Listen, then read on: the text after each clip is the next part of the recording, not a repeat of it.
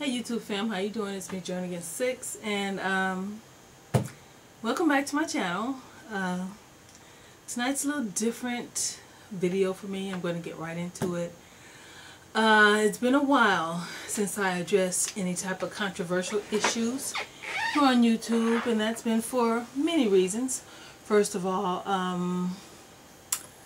some people can't take what you have to say without personally getting offended. And, you know, just taking your truth and just applying it to themselves and feeling bad and feeling scared, and then they start attacking.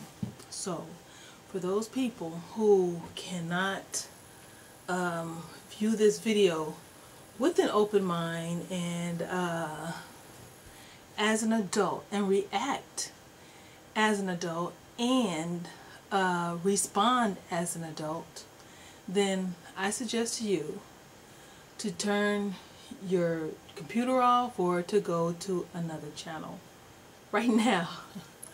Okay, disclaimer. This video that I'm getting ready to do is a response to Fearless 2005, and I want everybody out there to know that I am not opposed to immigrants coming to the United States. I have no prejudice against any one particular race, and I am just voicing my opinion based on my observations and my experience. Okay. Here we go. Okay. Okay, there we go. I'm just going to kind of go into this right now and tell you what the name of his video is. One of them, the one that I saw today, which I thought was very interesting, is called Jealous Africans Jealous of Westernized Blacks.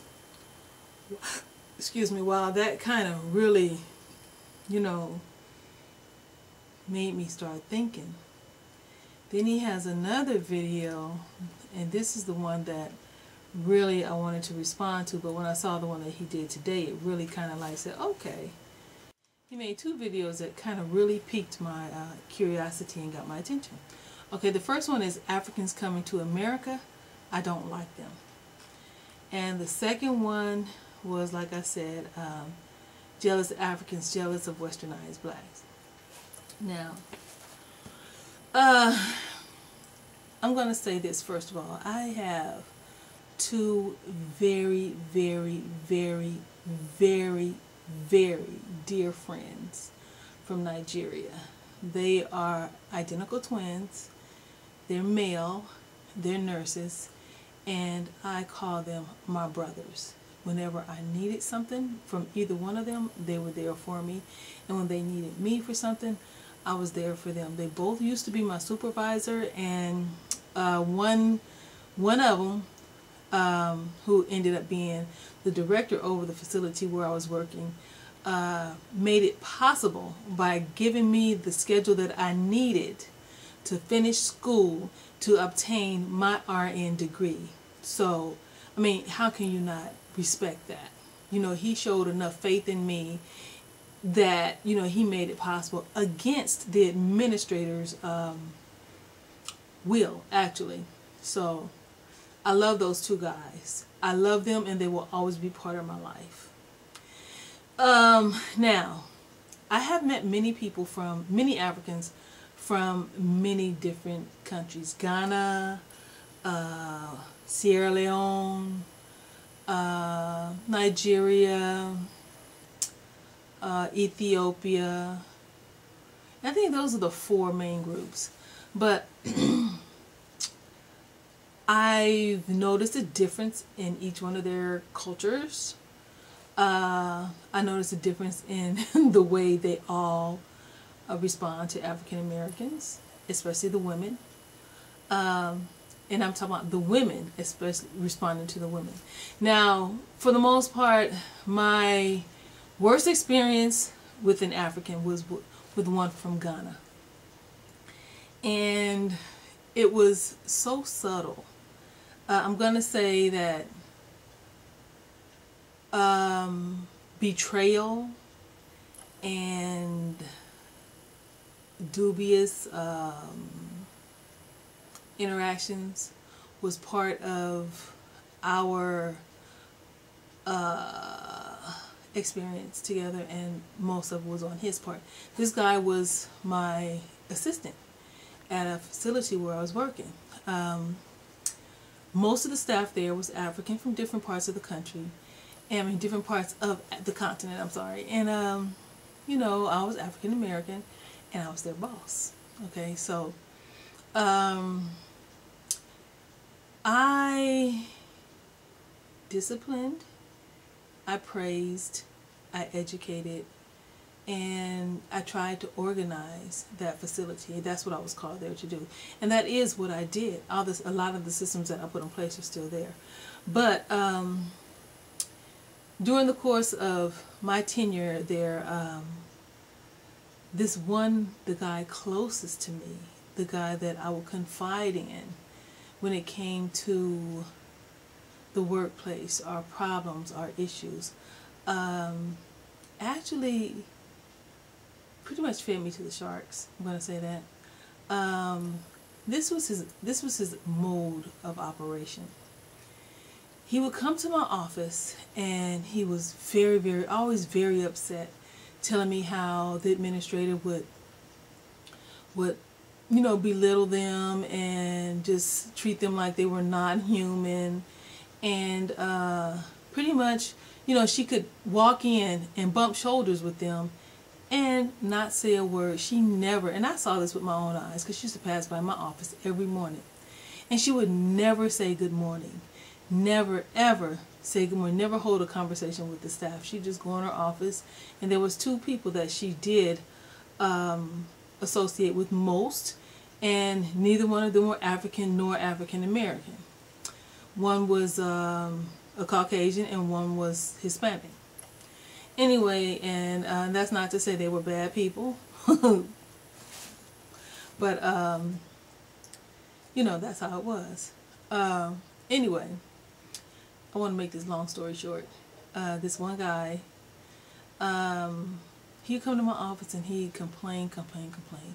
Oh, she makes the staff feel this way. Oh, she makes the staff feel that way. And like I said, I did visualize this. I did witness this with my own eyes.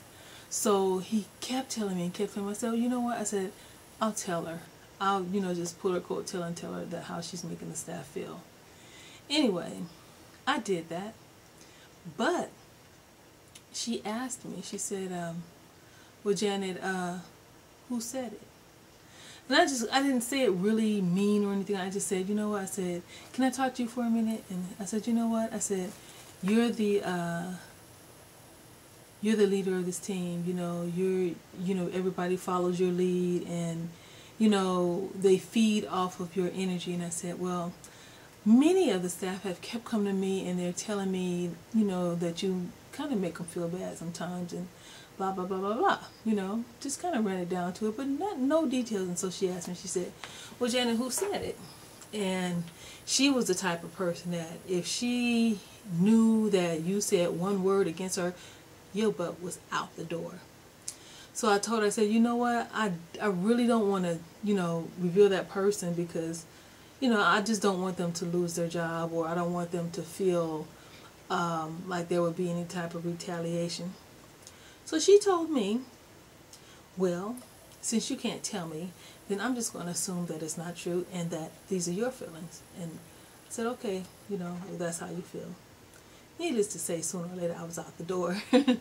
But in the interim, this same guy it was pretty much a setup, and I was too stupid to see it, too trusting to see it, not stupid, too trusting to see it.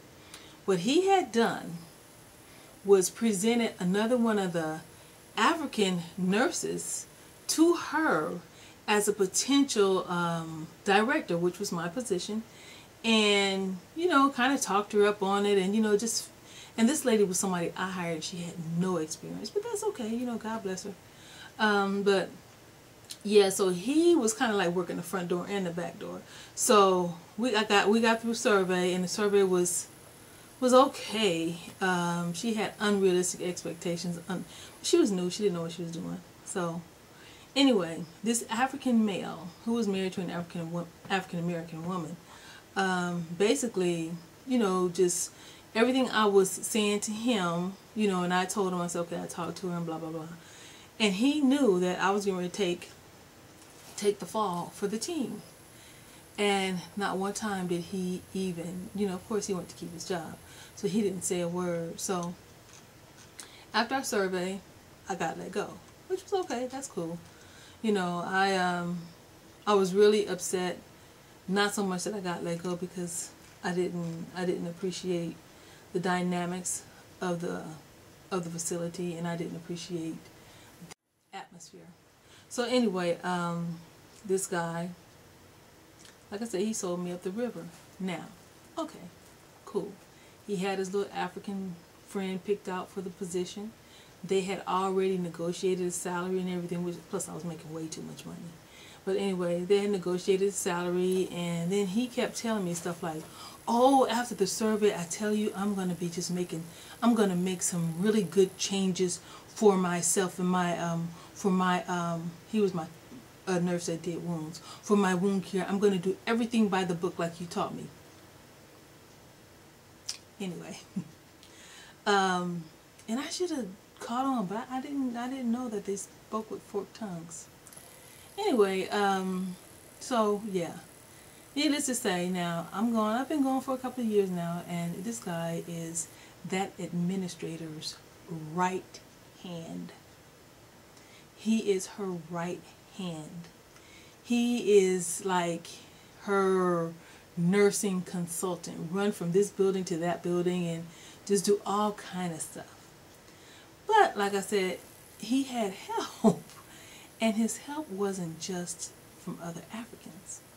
His help was from African Americans that were there too, that were like sucking up to this administrator. So I guess when it comes down to it, everybody was trying to save their own skin because they knew the type of woman she was. And that's just to say, and then also the Caucasian and the Hispanic person that was always in her office, they weren't in there discussing business. They were discussing things that was happening on the floor, and she was allowing them to interfere in the nursing department and basically sabotage everything that I was trying to do. But that's okay, because I landed on my feet. Anyway, so, and that's going to bring me to another thing. And this is going to, I'm talking about YouTube on here. Now, one reason I don't feel that Africans are our worst enemies is because it's been proven to me right here on YouTube that the African Americans here are our own worst enemies. Now, Africans, okay, we're going to go back to the slave trade. I took a African American history class back when I was in school, and I used to get pissed. And my instructor told me, she said, well, Janet, if you're going to be mad, you will not learn anything and you can't make a difference. And I was like, okay, so I had to change my attitude. But then the more I learned, I was thinking, okay, and this is where I agree with some things that Fearless said. We were sold into this by our own ancestors. Now, would you take your best, or what you consider your best tribesmen, and send them away? No. You're going to keep your best tribesmen with you.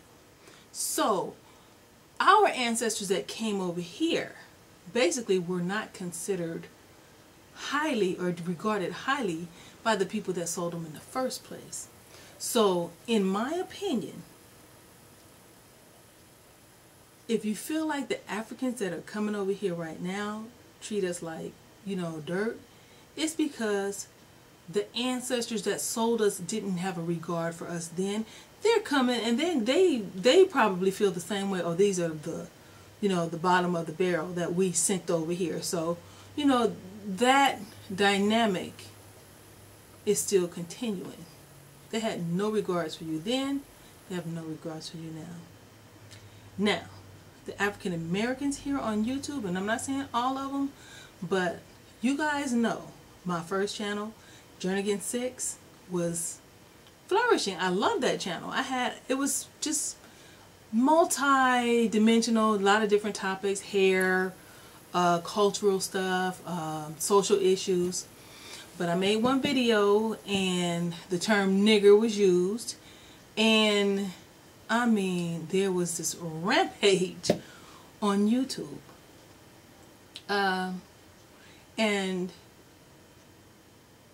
nobody listened to the video. They just saw the title and just went crazy. Flagging crews were sent out to flag my videos, and these were done by African Americans. Flagging crews sent out to flag my videos, and eventually I lost that channel, but that's okay. This is one thing I want to say, and this is about respect.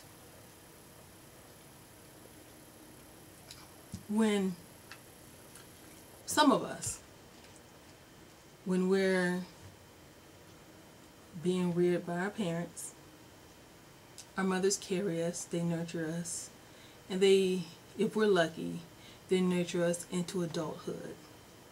If we're not lucky, then sometimes that's taken away from us. If you're lucky, then God blesses you to become a mother. So the importance of motherhood is, if you didn't have it from your mother, then you have it as a mother. So to respect that type of nurturing and that type of respect and that type of love is sacred.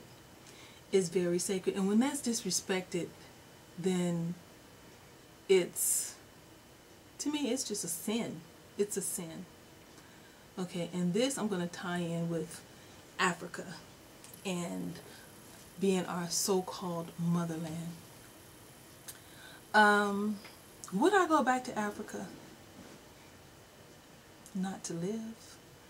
I'd go back to see the pyramids, and that's probably it.